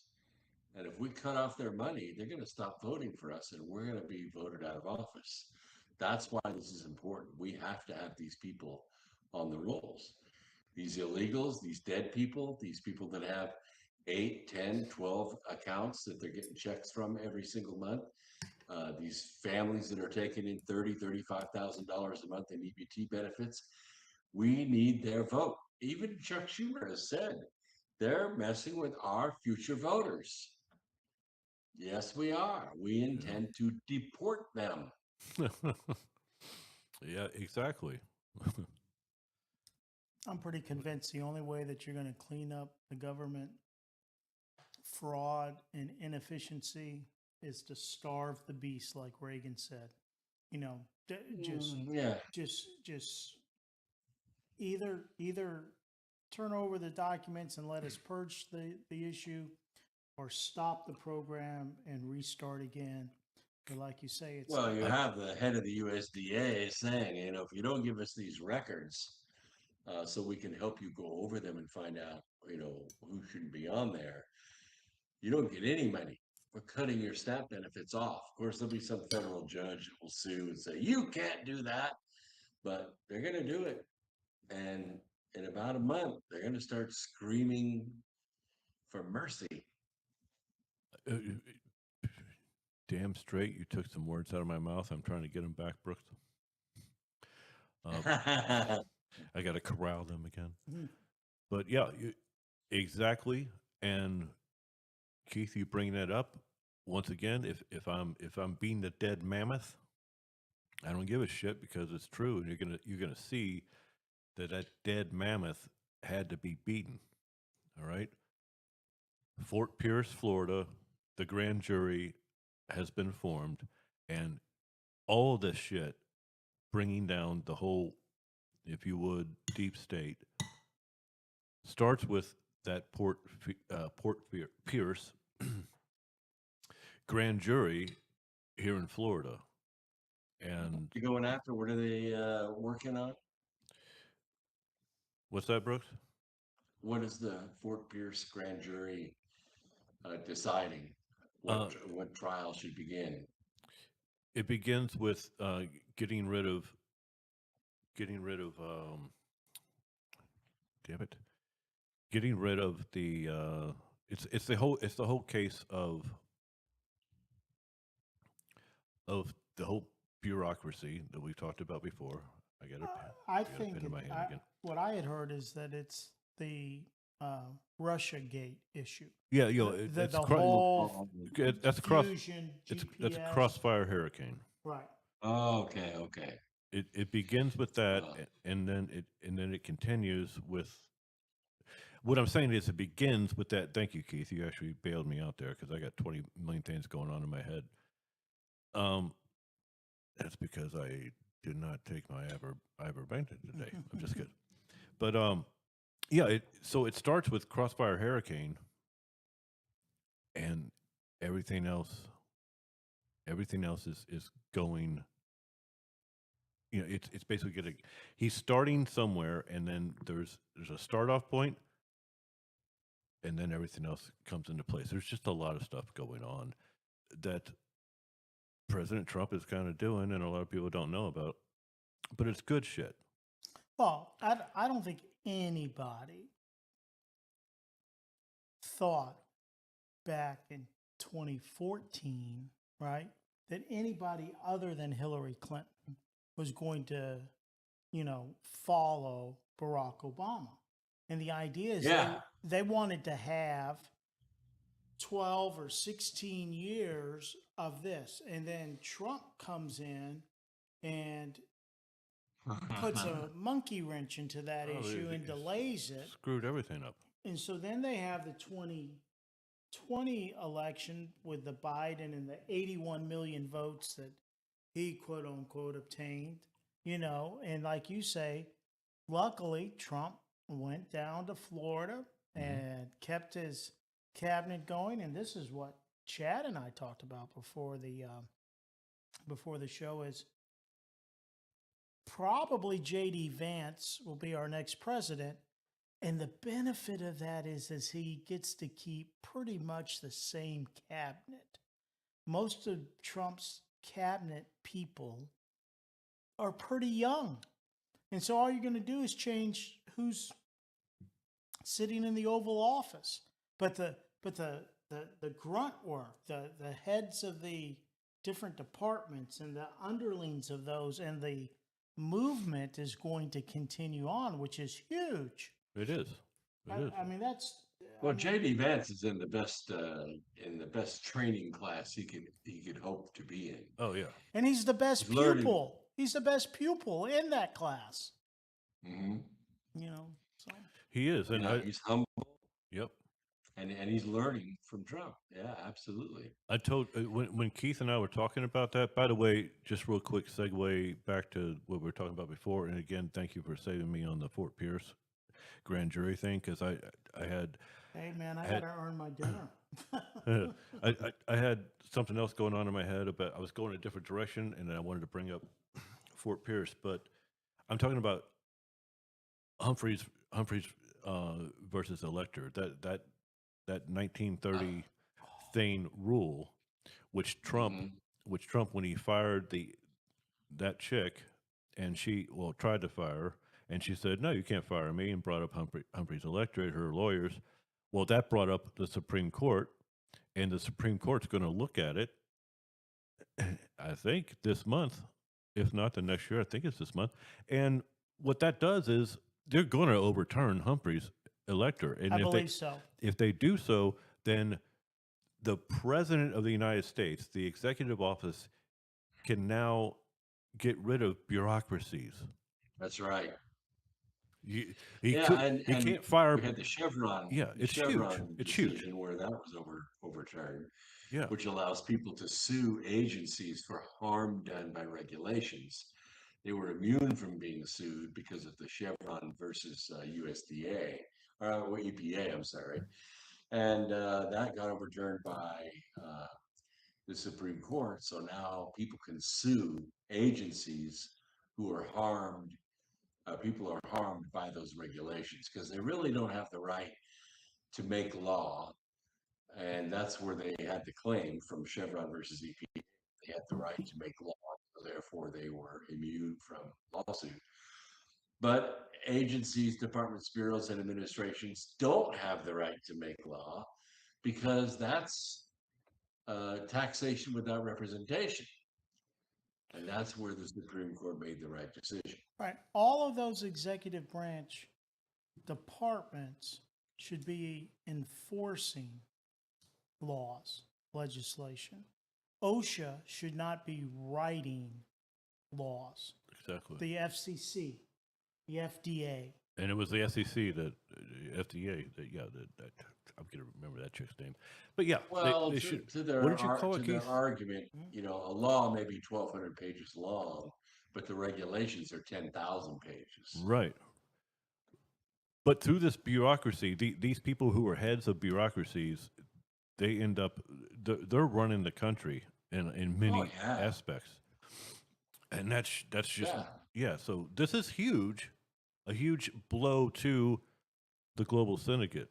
And that's why what I was For the saying about power. the extension of J.D. Vance with the heads of the departments Yeah. giving him time. He doesn't have to put together his own cabinet and get them all working together and sell the vision, right? It's already there. It's already there. He's just going to be the head of that. It's batteries included. Yes, right. Exactly. I don't know if it's this week or next week, but 88 of Trump's cabinet picks are supposed to be approved as a group. Finally, this week or next week. finally, The that's Senate is pushing them through, Wow. much to because they have this thing called the blue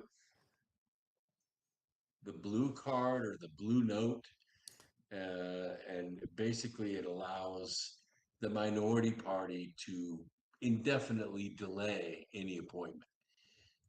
And there from also being used to heard be by the kind of Senate. an unwritten rule that the senator from wherever the person's coming from, That state. that state, right, could almost blackball the person, kind of almost veto that That's person, correct. right? So when you have states that have like 2 Republican senators, it's usually not an issue. But you have a lot of states that have 1 Republican and 1 Democrat senator. And the Democrat senator can block it because of this blue note, I think it's called.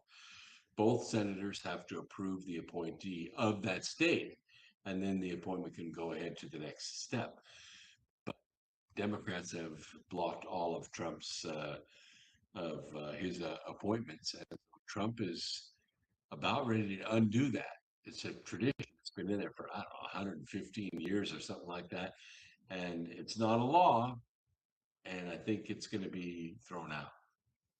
The old world order, when you say things are 90 years old or 115 years old or, ever how many years old it is. And that's what I'm optimistic about. And all I'm saying it's like the filibuster. right. We can't do anything per se as you and I on what the Supreme Court is going to rule on any of these 5 or 6 pretty major decisions over the next 6 months to a year or whatever it's going to be. But we do affect the midterms. And the issue is that that's where my focus is focus. we got 9 months or 10 months or whatever it is, and we need to make sure that we're doing everything we can now that we have a Oh yeah. voice back to be saying, listen, this isn't just a normal midterm. You need to come, and if you want to save America, you need to turn out just like you did in 2024. Very well said, Keith. And real quick, I want to give a shout out to a friend of mine, and he's kind of been on this show numerous times, and I think you guys would agree. Shout out to Sean Ryan for telling Congressman Dan Crenshaw to fuck off.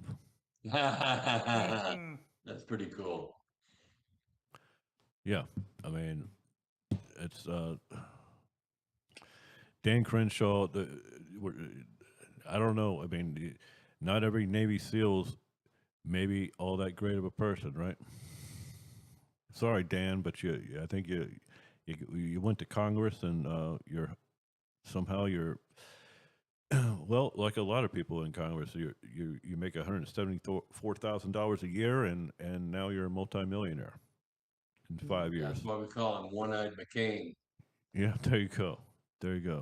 It's and that's something that needs to be changed too. I agree with Tulsi Gabbard, who was on Sean's show not too long ago. Tulsi says people in Congress and Senate should not be able to fuck around in the stock markets. Sure, I agree with that. I mean, they're getting insider. It's the whole insider trading thing, shit, and that's why a lot of people are going to try and become Congress. I don't think they really have. Yeah, absolutely. Yeah. Oh yeah. And they make promises. Gosh, if I can get in there, I can make a lot of money. I can make some great decisions for you guys if you'll just support me. Because I can make a lot of money. Mm-hmm. Yeah, I mean that's why it's a lottery ticket for a lot of these people. Not. That's why we want them to repeal the 17th Amendment. Thank you. Yeah, damn straight, Brooks. It just seems to me, though, that there ought to be a trail, an electronic trail of, these capital gains. That's the whole insider trading shit. Right? It's been going on for so damn long. And that's another reason why, I mean, I don't know if I forget, Brooks, if you agree with me or not, but if you're going to become a congressman or a senator, you should be going. I know there's people who would disagree with me, but I don't see why, if you really want to do the job, go in there and you got term limits, and you can't fucking just continue. You can't be Jimmy Jim who was in the Senate before I was born, and then you died in the Senate. Yep. You didn't go there to do your public service. Well, look, I'm gonna go back and I'm gonna toot my alma mater here. But okay. Annapolis. I was going to interrupt. I can't. That they won 17-16 today over Army, and I respect Army. Truth is, Army might, I don't know. Navy was very fortunate to win. But what I was going to say is, if there was a captain or an admiral that all of a sudden went from having $250,000 to $25 million, you can bet that someone's going to look into that issue of where and how that money came from. Yeah, they don't know, because what happens is that general who leaves the service, hangs up his uniform, puts on a suit, and goes to work for the military supplier or contractor that was supplying him weapons. He's got the general's Rolodex still. Well, Rolodex is kind of an old term, but right. He basically has contact list, the insider contact list that in the military, and he goes to work for Raytheon or Grumman, Northrop Grumman, and uses his old contacts to make money as a consultant, as a lobbyist.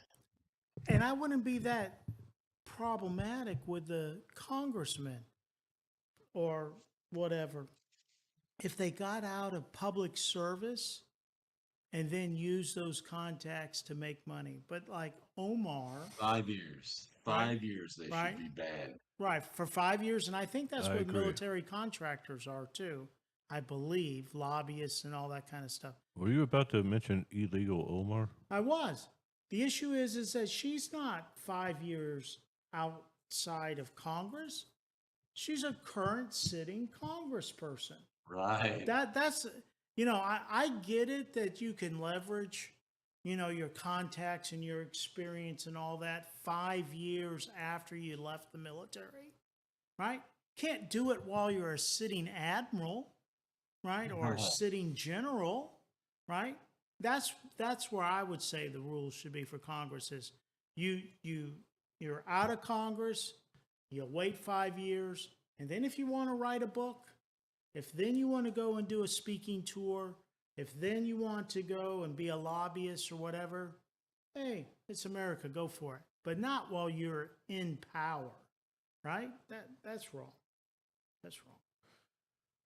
I mean, you look at the Clinton Foundation, right? The Sorry. Clinton Foundation was only profitable when Hillary was a Secretary of State and expected to be the next president. And killing people.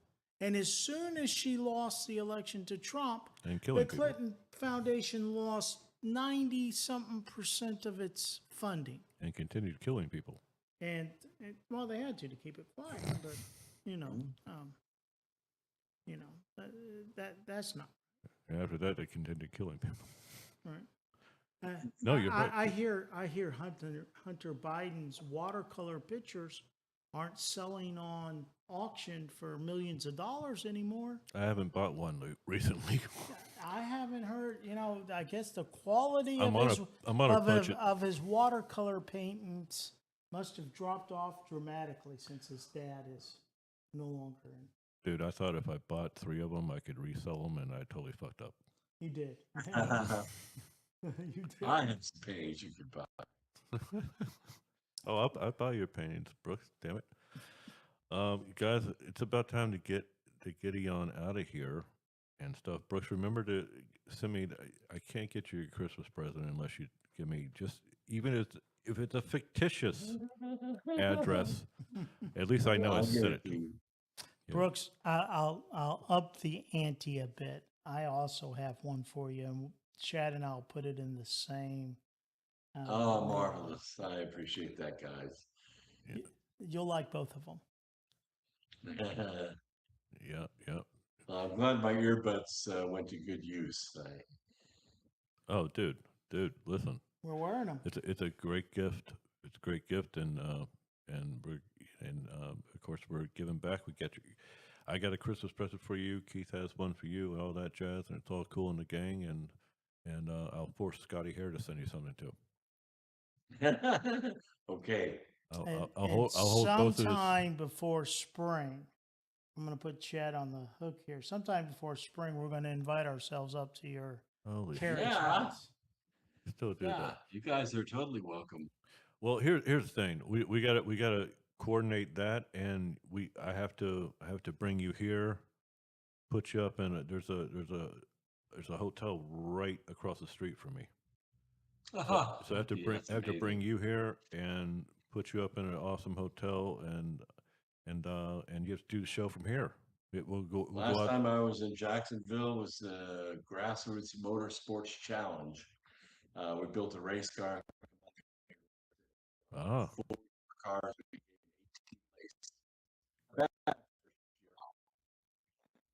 no, it's on Brooks End. Brooks, you just broke up right there. Last time you were in Jacksonville.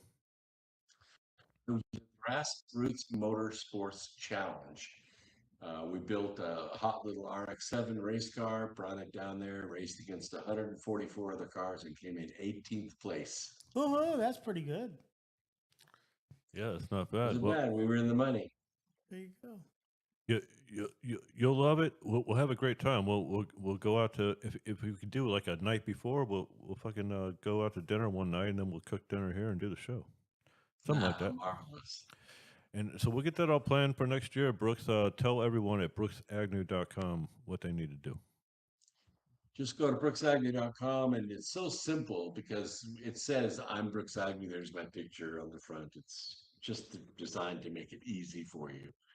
There are two and only two blue buttons on the front cover, and you can find them on your phone, tablet, PC, whatever. One says get my free newsletter. I highly encourage you to get it because it don't cost nothing. And the other one is Ivan and Roxy with no prescription. So you can get your ivermectin and your fenbendazole with no prescription. One click of that button and you're ready to go. And his great books, everything at brooksagnew.com. Brooks, of course, we'll see you next Saturday night, and we're going to do our little get out here so you can watch Keith dance and all this. For Keith Brooks, I'm Keith? good. You ready? I Yeah. want to dance. We'll say goodnight to everyone there. Good Keith. night, everybody. Great show. For- Thank you for joining us. And we are getting ready to rock 2026. It'll be an awesome year. We are. Big thanks to our producer, Webmaster Tony. Of course, the greatest producer on the planet, the Sentinel. Keith, you can hit that when you want.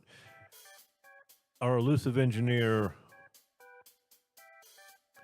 Adam Earth, Scott Hare, and the luscious Bob Austin, folks. Until next time, let justice be done till the heavens fall. I'm Chad. This is the one and only Earth. Love you, Brooks. See you next Saturday. Dance, Keith. Dance. Get down. You got to get down with the get down. Yeah. I want more energy.